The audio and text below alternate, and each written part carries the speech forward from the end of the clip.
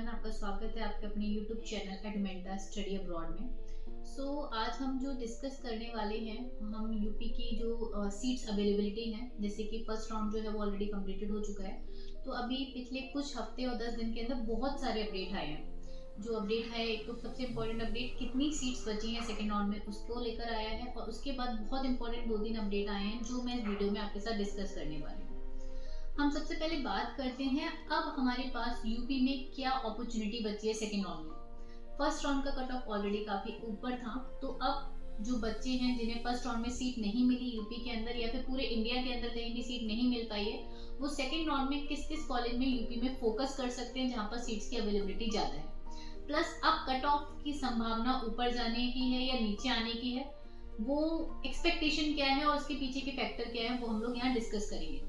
सबसे पहले बात करते हैं सीट्स की अवेलेबिलिटी को लेकर। तो जैसे मैंने आपको लास्ट टाइम बताया था, यूपी के अंदर 2 कैटेगरी के कॉलेज रहते हैं। एक रहता है आपका जनरल कैटेगरी वालों के लिए, जिसे हम जनरल कैटेगरी कॉलेजेस कहते हैं, या फिर दूसरा रहता है आपका माइनॉरिटी वाले कॉलेजेस, राइट। अगर मैं जनरल कैटेगरी के अंदर देखती हूँ तो मैं चेक कर पा रही हूँ कि अभी जनरल कैटेगरी के अंदर 768 सीट्स, ये काफी अच्छा नंबर है, 768 सीट्स अवेलेबल है। पिछले साल का सिनेरियो उठा लीजिए, सेकेंड राउंड में सीट बचती ही नहीं थी, लेकिन इस समय जैसा मैं बता रही थी कि यूपी के अंदर सेकेंड राउंड में 768 सीट्स अवेलेबल हैं जनरल कॉलेजेस में, जनरल कैटेगरी कॉलेजेस में।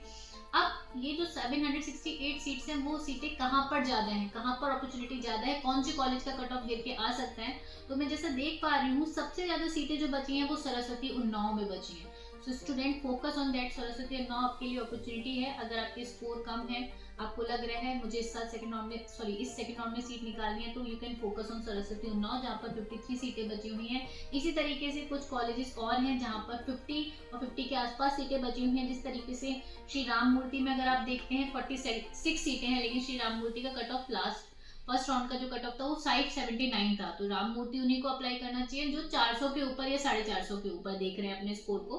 वहीं पर सरस्वती उन्नाव वो बच्चे अप्लाई कर सकते हैं जो 300 से लेके 400 के बीच वाले और जिन्हें सीट्स नहीं मिली थी। इसी तरीके से अगर मैं और कॉलेजेस की तरफ देख रही हूँ तो अगेन राजश्री बरेली जिसका कट ऑफ जो था सेकेंड राउंड का वो 388 था, वहां पर भी 46 सीटें। अगेन 300 से 400 वाले बच्चे राजश्री पे टारगेट कर सकते हैं। अपॉर्चुनिटी है कि आपकी राजश्री में सीट निकल आएगी। थिंक वेरी केयरफुली, सोचोगे राम मूर्ति, शारदा, मुजफ्फरनगर मिल जाए तो वो उनके लिए पॉसिबल है जो 450 और 550 के बीच में या फिर उसके ऊपर है। लेकिन अगर आपका स्कोर 300 से 400 के बीच में आपको दिख रहा है, तो आपके लिए सरस्वती उन्नाव, आपके लिए राजश्री, आपके लिए वेंकटेश्वर अमरोहा, ये कॉलेजेस ऐसे हैं। कृष्ण मोहन मथुरा जिसमें 32 सीट्स दिख रही है मुझे साफ साफ। अगेन हेरिटेज बनारस में जो कॉलेज अवेलेबल है, वहाँ पे भी अच्छी सीटें हैं। रोहिलखंड बरेली में 39 सीट्स हैं, लेकिन रोहिलखंड बरेली आपके यानी 300 से 400 स्कोर वालों के लिए नहीं है। वो उन बच्चों को टारगेट करना है जो 450 के ऊपर है, राइट। तो अगर आप सेकेंड राउंड में अपॉर्चुनिटी हम हमेशा कहा करते थे कि यूपी जिसको लेना है वो फर्स्ट राउंड में ले लो, क्योंकि सेकेंड राउंड में कुछ नहीं बचेगा। लेकिन अब हम कह सकते हैं कि आप सेकेंड राउंड में भी अच्छे ऑप्शन निकाल सकते हैं अपने लिए, अगर आप थोड़ा स्मार्टली काउंसलिंग कर रहे हैं। अगर मैं नए कॉलेजेस की बात कर रही हूँ तो नए कॉलेजेस में बहुत ज़्यादा सीटें नहीं हैं, लेकिन जैसा मैं देख पा रही हूँ केएमसी जो कि आपका महाराजगंज का कॉलेज है, उसमें 34 सीट्स अवेलेबल है।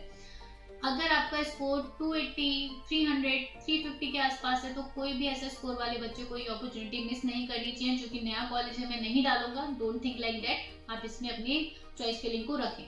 अब इसके बाद अगर मैं माइनॉरिटी कॉलेज में आती हूँ, तो माइनॉरिटी के अंदर 2 तरीके की सीट्स होती हैं, एक जनरल वालों के लिए और एक माइनॉरिटी वालों के लिए। अगर मैं जनरल के लिए देखती हूँ तो 189 सीट्स हैं, इट्स अ गुड नंबर। अगर आपका बजट 16 लाख की फीस वाला है, तो आपको अपने स्कोर पर 250 से 350 के स्कोर पर यहाँ पर चांसेस हैं कि सीट निकाल सकते हैं आप अपने लिए। अगर मैं माइनॉरिटी कॉलेज में देखती हूँ तो सबसे ज्यादा सीटें करियर में 44 सीटें हैं। वहीं पर माइनॉरिटी के अंदर अगर मैं माइनॉरिटी कॉलेज के अंदर अगर मैं माइनॉरिटीज की सीट की बात करूं, तो वहां पर जो सीट्स अवेलेबल हैं वो 198 सीट्स हैं। ये 198 सीट्स क्यों हैं, इसके पीछे जरा हम डिस्कशन करते हैं। जो मैं आपसे बोल रही थी कि अभी कुछ 15 दिनों में बहुत सारे चेंजेस हुए हैं, बहुत सारे नए पॉइंट्स आए हैं। तो इनमें एक पॉइंट आया कि सुभारती मेडिकल कॉलेज जो कि एक नॉन माइनॉरिटी कॉलेज हुआ करता था, उसकी 100 सीट्स ने पार्टिसिपेट किया था माइनॉरिटी के अंदर, और 100 सीट्स में से 22 सीट्स पर सीट अलॉटमेंट हुआ, जिनमें से 2 बच्चों ने ज्वाइनिंग नहीं की। तो सुभारती की जो 80 सीटें हैं माइनॉरिटी की, वो पार्टिसिपेट करने वाली सेकेंड राउंड में। सुभारती जो है वो बौद्ध माइनॉरिटीज के अंदर आया है। तो ऐसे स्टूडेंट जो बौद्ध कैटेगरी से अप्लाई करते हैं, बौद्ध कैटेगरी से बिलोंग करते हैं, वो सुभारती के लिए अप्लाई कर सकते हैं। ये नया चीज अभी रिसेंट आया, जब सबने देखा कि सुभारती की 80 सीटें माइनॉरिटी में है, सबकी नजरें सुभारती की तरफ है।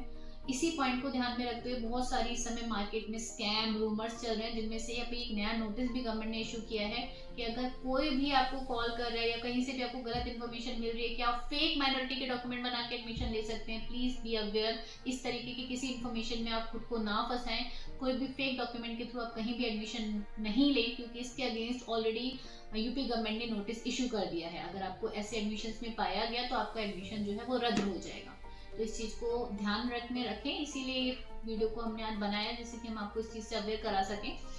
एक और अपडेट हुआ मार्केट में यूपी के अंदर स्पेसिफिकली, इवन दो ये तो एमसीसी से रिलेटेड अपडेट है, कि एमसीसी के अंदर ऑल इंडिया कोटा के अंदर टोटल कुछ नए कॉलेजेस आए, जिनमें से 5 कॉलेज यूपी में पार्टिसिपेट कर रहे हैं। Basically all India quota counselling के थ्रू ये पार्टिसिपेट कर रहे हैं, जिसमें से 5 नए गवर्नमेंट कॉलेज यूपी में एड ऑन हुए हैं। तो यूपी में इस साल काफ़ी अच्छे कॉलेजेस एड ऑन हुए हैं। तो ये बहुत सारी ऐसी अपॉर्चुनिटीज़ हैं जो क्रिएट हुई पिछले 10 दिनों 15 दिनों के अंदर। एक, माइनॉरिटी की 80 सीटें बढ़ी हैं, ये उनके लिए हैं जिनके स्कोर्स कम हैं, बौद्ध से बिलोंग करते हैं, उनके लिए अपॉर्चुनिटी बढ़ गई।